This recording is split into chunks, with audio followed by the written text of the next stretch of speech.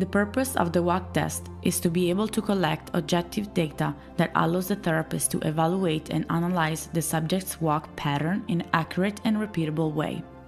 To proceed with a new acquisition from the test section of the patient screen, click on Walk Test.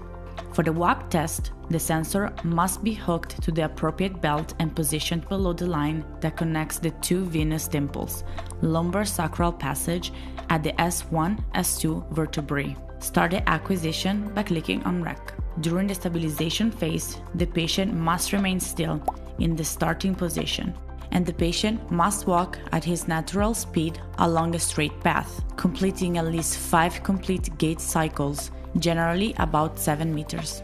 When the subject has traveled a sufficiently long stretch, click Stop. If the test was performed correctly, click on the Save icon to save the test in a database, which automatically generates a final report. The clinical report of the walk test is composed of 3 main sections. The first section, where the spatial temporal parameters of the walk are reported. The second section, where the gait cycle phases are evaluated. And the last section, where the movement of the pelvis are analyzed.